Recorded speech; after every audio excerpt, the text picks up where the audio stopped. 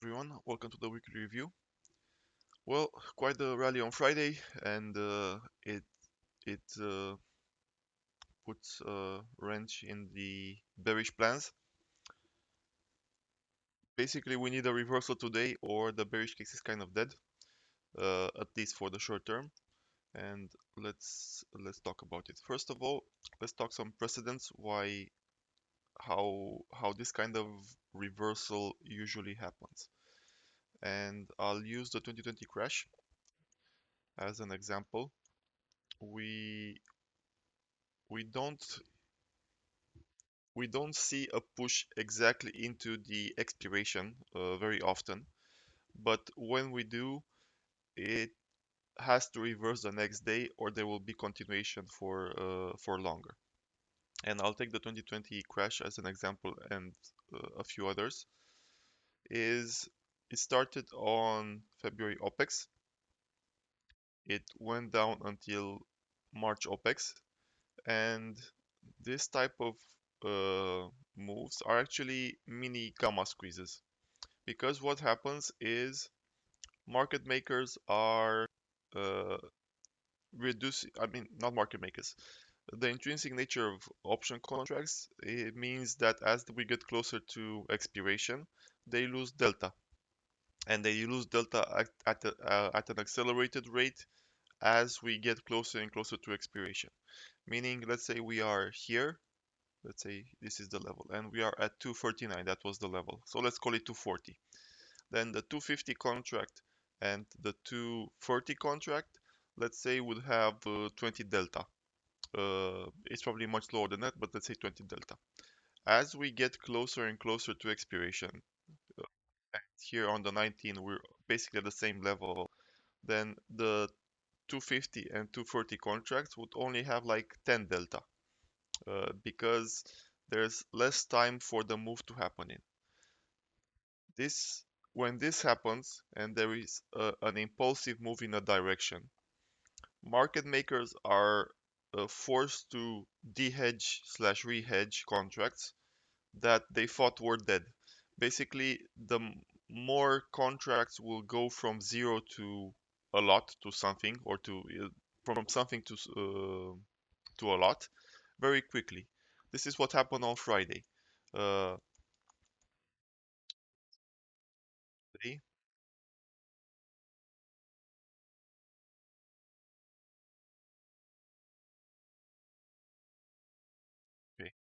So we were at 475 on Thursday, and these contracts had very little delta, like even 480 had very little delta, because the chances of it moving there in a single day were small.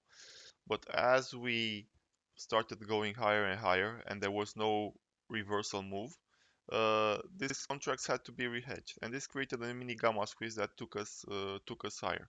And when we crossed 480 again with no rejection, it caused even more contracts to be hedged for calls and de-hedged for puts. Like for example, we were at 475. The 475 puts all ended at zero, and even the 480 puts ended at zero.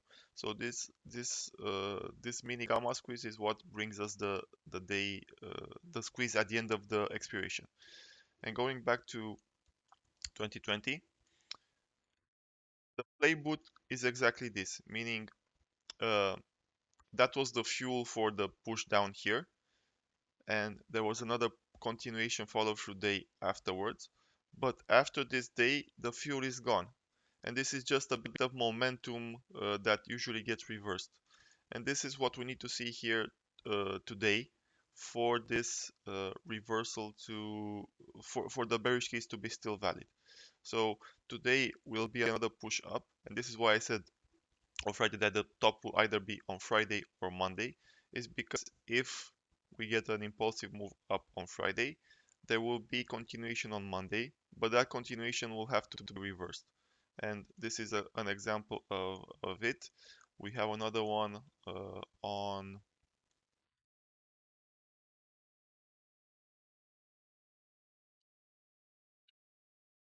June low. So this was another push down on the 17, and this one wasn't that impulsive, but then we got a reversal. Um,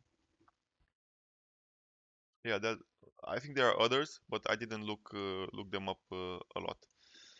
So this being said, today we should be continuing up, and from the futures we're looking like this. But what we want to see for the bearish case is a reversal, meaning we go up and then we get rejected, close, not necessarily close red, but definitely get a big wick down, a top wick for the candle for today. Okay, and then if we go down, we shall see what happens. I think we get a retest of the 2023 high. This either becomes support or we lose it. If we lose it, 2024 open. If we lose it, even lower, and so on. But don't expect a lot, and I will explain why not to expect a lot. And we go to yields. This is the 20-year, and this is the current Fed fund rate between 525 and 550, so 537 as an average. And until now, we had um, how much priced in? I think 7 cuts, 6 and a bit cuts. Oh, sorry, 5 and a bit cuts for the 20-year. 1 cut equal 25 equal 25 basis points. So 128 is 5 cuts and a bit. And this went from 5 and a bit cuts to we are at 9.93, so almost 4 cuts. And depending on the economic data this week, when we have GDP as the main one and PCE inflation, but most likely GDP is going to be the bigger one, uh, this should go to around 3 cuts. 3 cuts is here, and then stabilize in this range. I don't think it will stop. The market has been resistant of yields going up, meaning the market did not go down as yields went up, and we are nearly at the end of the move for yields. This is the maximum we can do. So basically, what I described as a pullback is the synchronization of yields going higher. We get a smallish pullback in the market this week, but we probably turn the 2024 high into support. And then we top out on yields for a while, and they should be swinging between 3 and 4 cuts for the foreseeable future until we get more clarity on the economic side. Foreseeable future doesn't mean a long time, it means like the next month or so.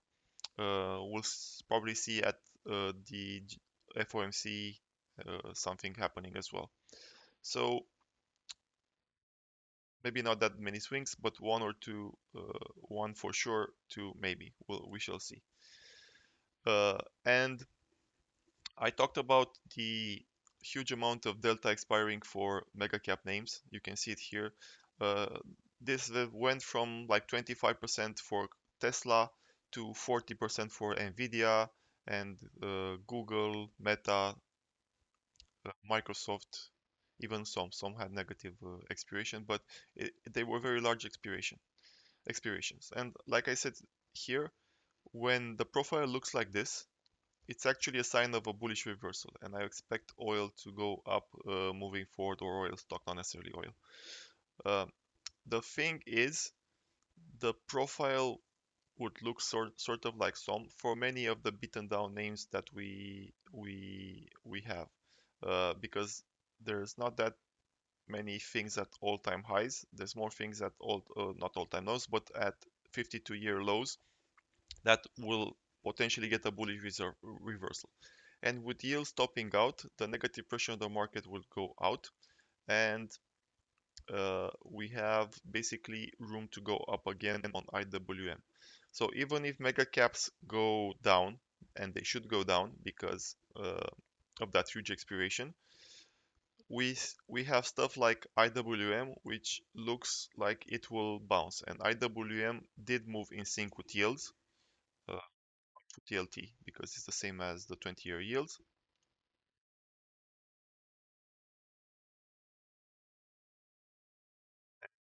This is very correlated with the yields. And if we get this bottoms out, sorry, and it starts going up again, we very likely see IWM start outperforming the other tech indexes as well. So the combination of things like IWM and beaten down names going up and uh, tech going down should still give us a stable market that doesn't drop too much. And another factor here is RSP over SPX, which is another explanation for the small caps starting to outperform again. We have a huge bullish divergence on not yet made, but in the making for this, and similar to what we had here. And I would expect this to continue consolidating for a while, like we did here, before eventually going higher. All of this points to a relatively stable market. Again, it doesn't mean we don't drop at all, but I think given the impulsive move on Friday, we will go down, bounce here, and then go to 490. Even 500 is possible, but unlikely. So let's put 490 on the board.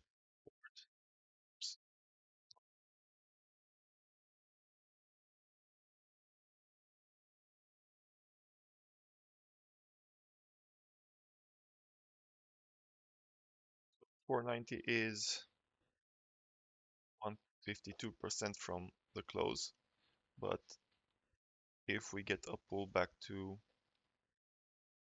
the 23 high is 2.59, a rally, which is decent until the end of the month, and 450 is 348 from the close, 62. Okay, so this is actually a continuation. So we go higher, we go here, potentially even higher. Then if we get the just continuation one, like even we don't even come back at all, and we just go higher and higher and higher, this should go on until the end of the month.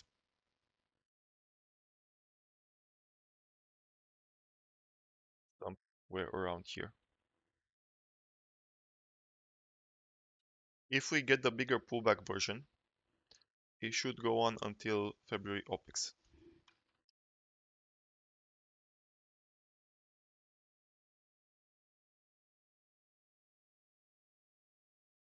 Probably 5k is the target by Feb OPEX. Then we get a 10% pullback. Either scenario, I think we get a 10% pullback. And depending on where we are, let's see, if the target is 490, 10% is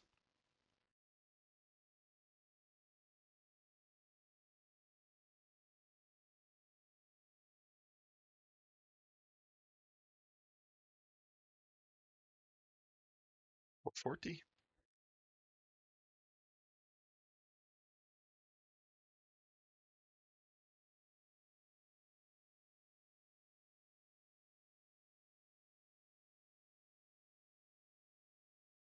450-ish. Yeah, 450. So either 440 or 450. This has happened in the past as well. The best example is 2018. So kind of a blow-off move. This was December OPEX. It had virtually no pullback. Then it rallied even into Jan OPEX. And again, virtually no pullback. And it continued going until the end of the month. Basically, we are potentially in this scenario, this type of blow-off move that just doesn't stop no matter what, and we see no pullbacks. Given that we're not on the vertical path yet, I think it's more likely we get a quieter version of this in which we actually see red days. meaning this scenario in which we go back to the 2023 high, it allows an exit for bears, which will psychologically, you should be scared as a bear.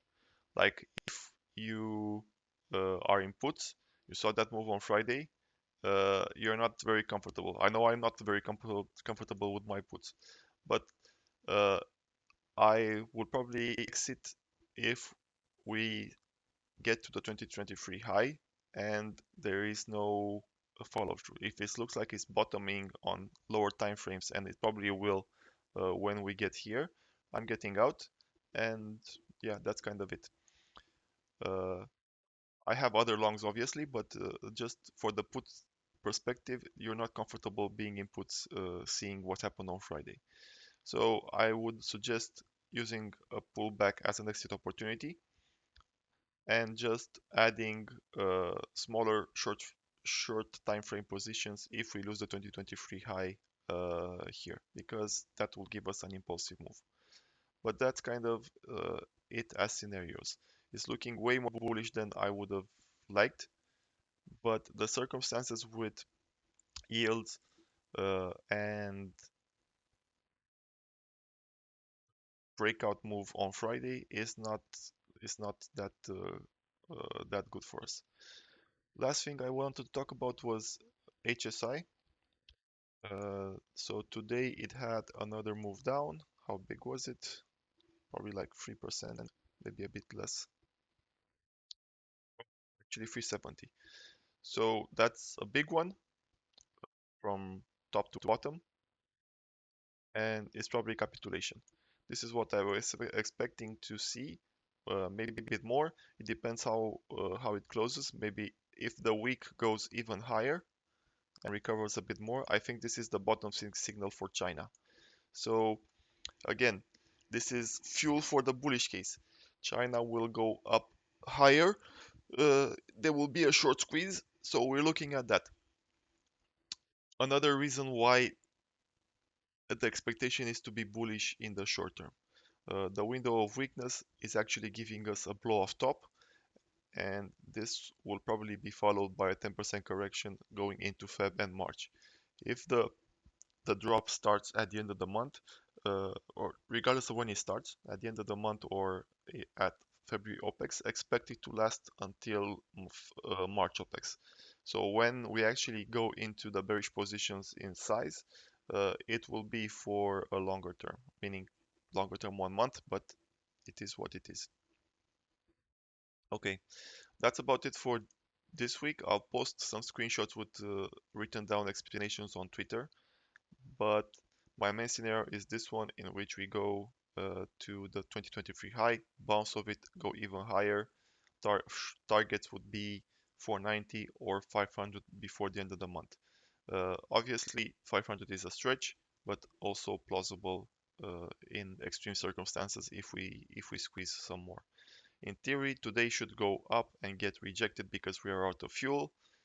And the test is not if we go higher, the test is if the dip is bought on the breakout level being the 2023 high. So eagle eyes on this level here.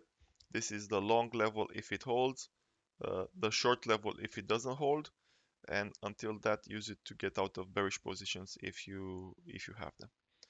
Okay, that's it. Have a good one. Bye bye.